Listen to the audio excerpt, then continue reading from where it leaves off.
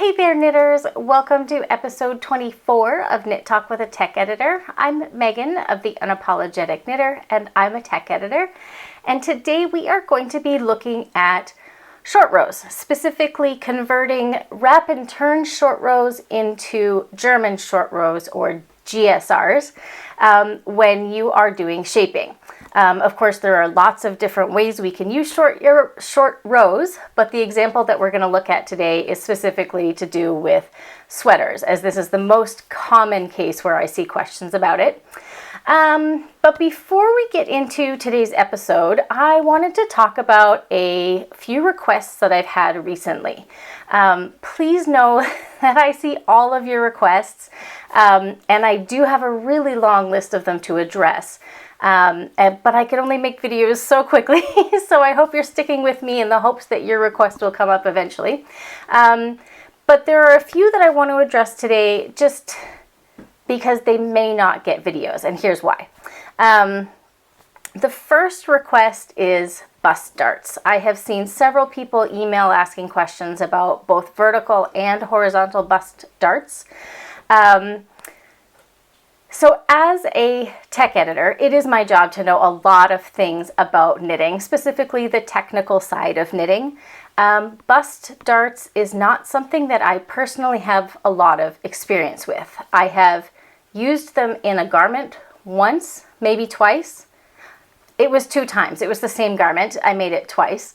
And I don't feel like I was successful in either case. Since then, I have started to do some research into it, but it is a really big topic. So rather than speak with misinformation, I would really like to take some time to make sure I get comfortable with it before I share anything with you. That's not to dissuade you from sending in requests for things. Please do. I have some that I see multiple times, like bust darts. I will do my best to get to it when I can, but please know that it just takes me a little bit of time to get there. There was another email that I received, and all it said was tips for colorwork. I am not a colorwork knitter. I do know how to work colorwork. Obviously, I understand the fundamentals behind it, but because it's not something that I do in my own life, I don't feel like it's something that I can offer useful tips or constructive feedback on. I am going to link some videos below, link to some videos and resources below that I used when I was learning how to do colorwork knitting, in the hopes that maybe it will help you and you can get some information that you need. But it's not something that I feel personally comfortable speaking about because it's not something that I do regularly and something that I just don't really know tips and tricks for. I just know the basic fundamentals. But I will say that I did get an email recently asking about converting patterns from bottom up into top down.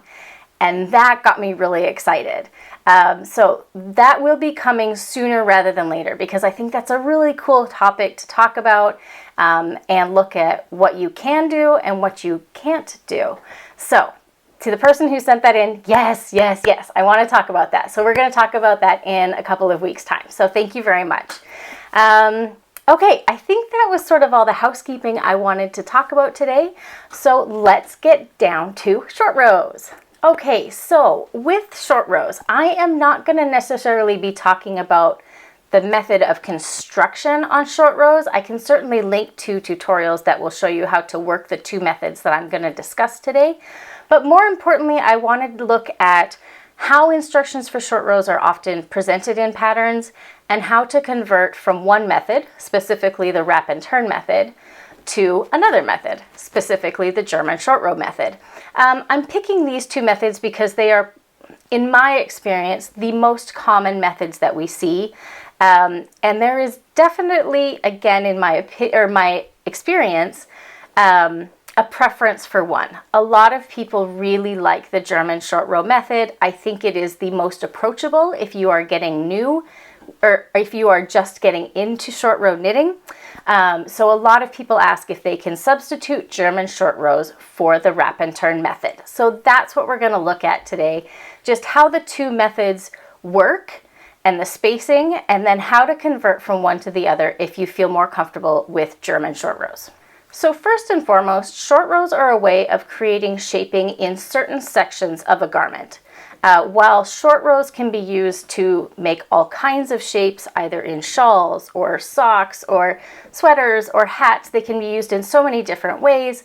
The method that we're going to look at today largely pertains to sweaters and using short row shaping to add shaping to the neckline, as well as adjusting the front and back of a sweater using short rows.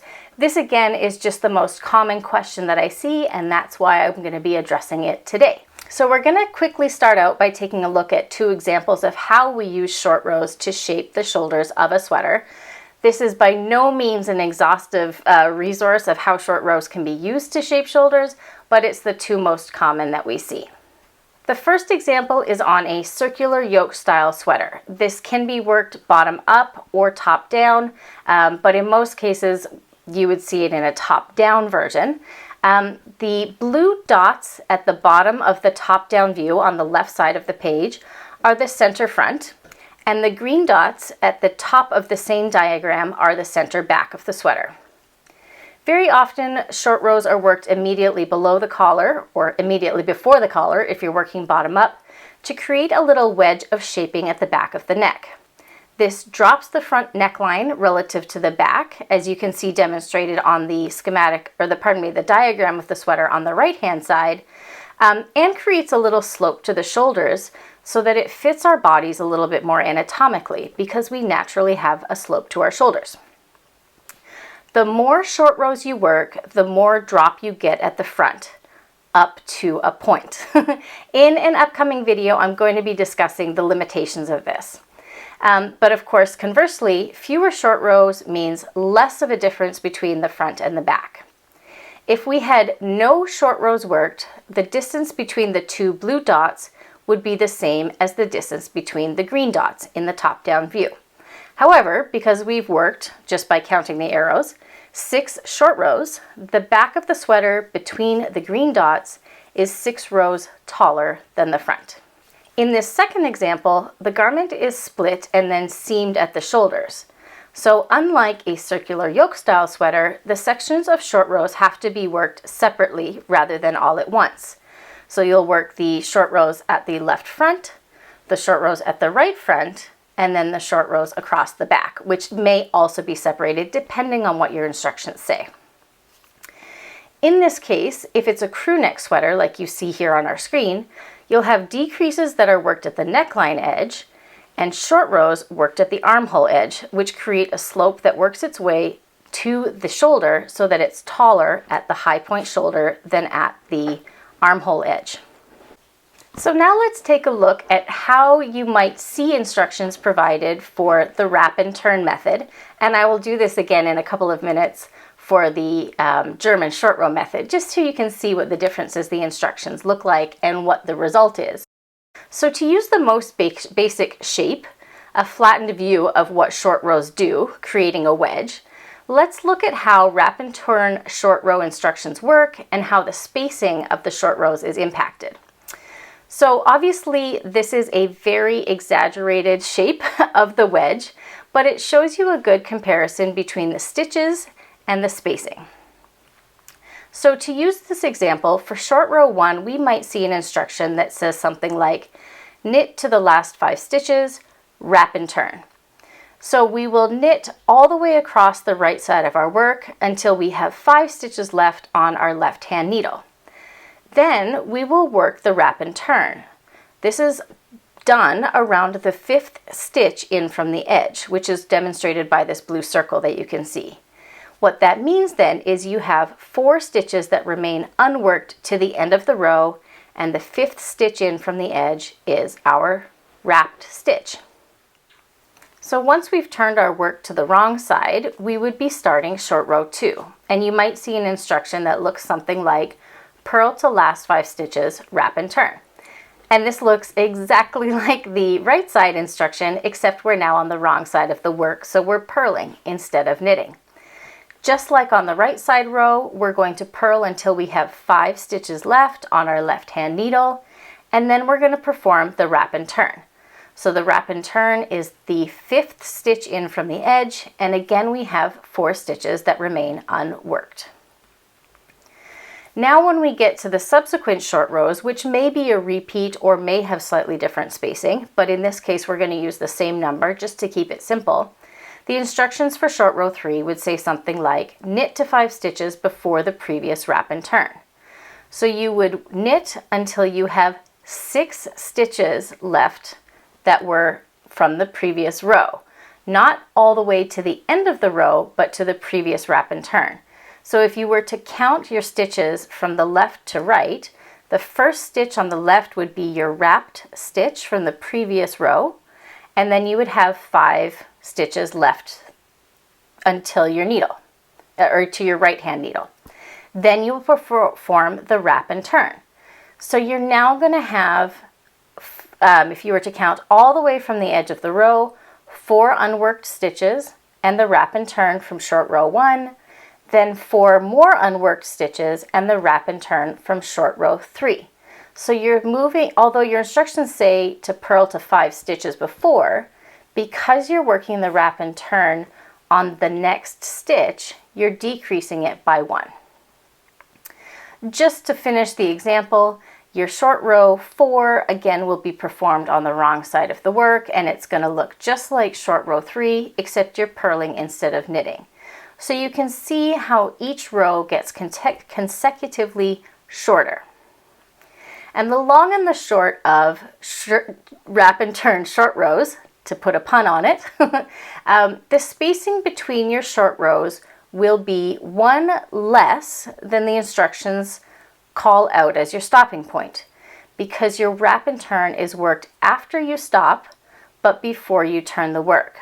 So for example, if you stop 5 stitches before the previous wrap and turn, or you stop 5 stitches before the end of the row, your spacing will be 4 stitches between your wraps and turns, or 4 stitches between your wrap and turn and the end of the row.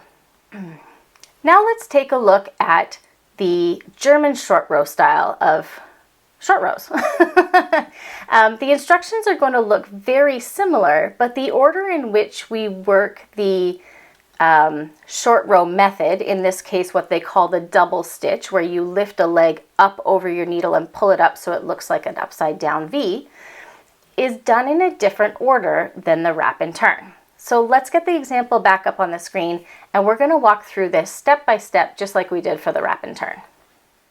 So for short row 1, you're going to see knit to the last 5 stitches and turn.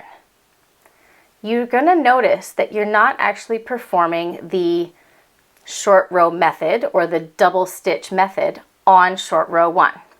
It's not until we turn our work to the wrong side for short row 2 that we see the DS, or the double stitch. We start the short row with the short row method, the double stitch. So short row 2 will be DS, or double stitch, and then purl to the last 5 stitches and turn. So what this does is a couple of things.